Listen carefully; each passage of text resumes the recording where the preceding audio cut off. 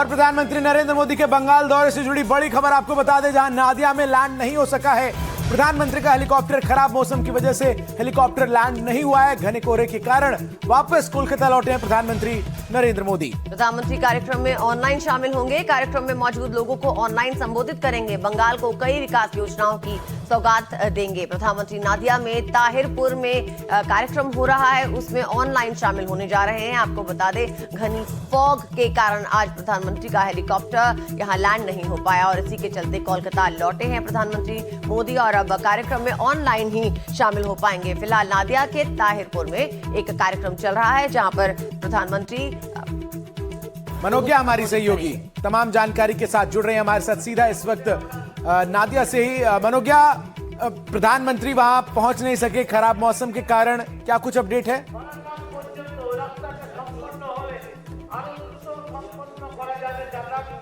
जी मनोज्ञा, आप तक आवाज प्रधानमंत्री नरेंद्र मोदी को आज यहां आना था। ये पहली रैली होनी थी पश्चिम बंगाल के चुनाव के पहले। इसे बड़ी रैली के तौर पर देखा जा रहा था, लेकिन अब क्योंकि आज वेदर कंडीशंस इतने खराब हैं कि कोहरे की वजह से चॉपर लैंड नहीं कर पाया। 2 राउंड जरूर लिए, लेकिन उसके बाद वापस चला गया चॉपर, जिसका मतलब है कि कोलकाता से ही हो सकता है ऑनलाइन के तौर पर, ऑनलाइन के जरिए प्रधानमंत्री नरेंद्र मोदी यहाँ पर लोगों को संबोधित करें। लेकिन अभी तक समीक भट्टाचार्य, शुभेंदु अधिकारी, सुकांतो मजूमदार, बंगाल के सभी कद्दावर नेता यहाँ की जनता को संबोधित कर रहे थे। बहुत सारे ऐसे लोग हैं जो आए हुए हैं यहाँ पर प्रधानमंत्री नरेंद्र मोदी को देखने के लिए, उनको सुनने के लिए, लेकिन अब उन्हें ये तो पता लग गया है कि प्रधानमंत्री नरेंद्र मोदी का यहाँ पर आना अब संभव नहीं है। तो ऐसे में क्या ये रैली को अभी ऑनलाइन संबोधित किया जाएगा? एयरपोर्ट से उसकी तैयारियां की जा रही हैं। कोलकाता एयरपोर्ट पर प्रधानमंत्री नरेंद्र मोदी की मौजूदगी है, वहीं से वो यहाँ पर एड्रेस करेंगे। इसके बाद उन्हें गुवाहाटी जाना है। आज गुवाहाटी के अलग अलग कार्यक्रम लगे हुए हैं जिन्हें डिले करना संभव नहीं है। ऐसे में क्योंकि रास्ता और जब बात कोहरे की हो रही है तो मौसम के कारणों से उनका ये दौरा ताहिरपुर तक का, जो कि नदिया जिले में है, सीमावर्ती इलाकों में माना जाता है, वहां पर अब उनका दौरा रद्द कर दिया गया है। तो वो लोग जो आज आए थे यहाँ पर इंतजार कर रहे थे प्रधानमंत्री नरेंद्र मोदी को सुनने के लिए, लाखों की भीड़ है अंदर और लाखों की भीड़ इस समय इंतजार कर रही थी प्रधानमंत्री नरेंद्र मोदी को सुनने का, उन्हें देखने का। यही जानना चाह रहे थे कि लोगों में उत्साह कैसा था प्रधानमंत्री मोदी के लिए वहां पहुंचने वाले थे और अब कैसा महसूस कर रहे हैं? आपके पीछे भी मैं देख रही हूँ कई लोग वहाँ पर खड़े हैं। बहुत सारे ऐसे लोग हैं यहाँ पर। आपको लग रहा है प्रधानमंत्री को आज सुन नहीं पाएंगे? नहीं, इधर से जाने का रास्ता ही नहीं है, सब बंद हो गया। जितना प्रधानमंत्री आ नहीं रहे, उनका दौरा यहाँ के लिए रद्द हो चुका है। प्रधानमंत्री मोदी नहीं आ रहे। क्या आपको इस बात का पता है कि मोदी नहीं आ रहे? जाइए देखिए, इतना भीड़ है, क्या कौन आदमी का हिम्मत है इतना घुसने के लिए? बोलिए। और पूछिए उसे, सिर्फ ये पता है कि मैं अंदर नहीं जा सका प्रधानमंत्री मोदी को सुनने के लिए। वो ये नहीं अभी जानते हैं कि मोदी का यहाँ पर आना अभी कम से कम संभव नहीं है।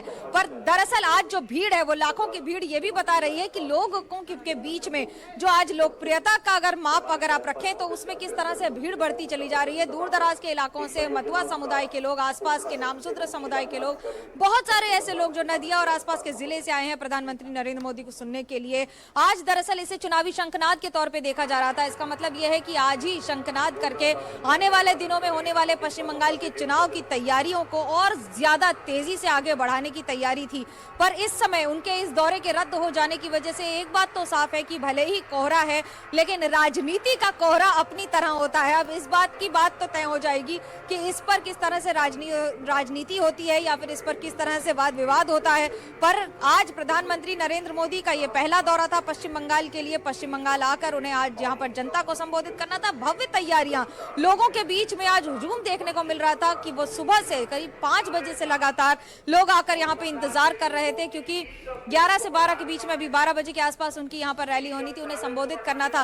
3200 करोड़ रुपए की अलग अलग परियोजनाओं का शिलान्यास करना था, जिसमें सड़कें हैं। कृष्णनगर और आसपास के इलाकों में जब ये सड़कें बन जाएंगी तो उत्तर बंगाल और दक्षिण बंगाल की दूरी और जो समय अवधि है वो कम हो जाएगी। और उसके साथ साथ अगर इस समय की बात करें तो आज जब यहाँ पर सारे बड़े नेता मौजूद हैं तो चॉपर लैंड नहीं कर पाया सीधा वापस कोलकाता एयरपोर्ट पर, क्योंकि लो विजिबिलिटी कहते हैं, जिससे कोहरे की वजह से इतनी ज्यादा समस्या कि चॉपर लैंड ही नहीं कर सका। अब ये भी अभी संभव हो सकेगा नहीं बताना कि क्या उनकी यहाँ से फ्लाइट असम जाएगी और असम में लैंड करेगी, क्योंकि आज पूरे देश में कोहरे की चादर इस तरह से खास तौर से उत्तर भारत में फैली हुई है। लेकिन यहाँ पर क्योंकि चॉपर की विजिबिलिटी आपकी लैंडिंग के लिए ज्यादा समस्या और चुनौतीपूर्ण होती है, न कि एयरक्राफ्ट की। प्रधानमंत्री जिस एयरक्राफ्ट में चलते हैं वो लो विजिबिलिटी में भी उड़ सकता है, लेकिन जब आप चॉपर की बात करते हैं, हेलीकॉप्टर की बात करते हैं, तब ये चुनौतियां कई ज्यादा हो जाती हैं। और पश्चिम बंगाल में पहले संभव था कि हो सकता है कि वो सड़क से आए, लेकिन अब सड़क मार्ग से भी नहीं आ रहे हैं। तो ऐसे में जो भी आज प्रधानमंत्री की यहाँ पे रैली में आए हैं, उन लोगों को इंतजार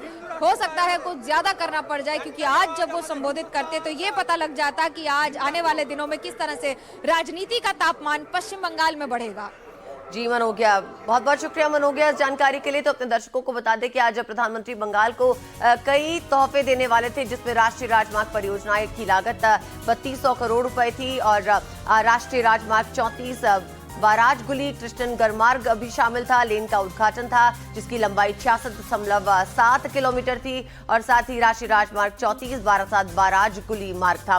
बता दें आपको प्रधानमंत्री आज उनका ये दौरा बेहद खास माना जा रहा था, क्योंकि विधानसभा चुनाव जो है अब नजदीक है और प्रधानमंत्री यहाँ पर पहुंचने वाले थे और कई लोगों को इसमें संबोधित करने वाले थे। इसके बाद यहां से प्रधानमंत्री को असम जाना है, जहां वो गुवाहाटी में कई विकास परियोजना की सौगात देते नजर आएंगे।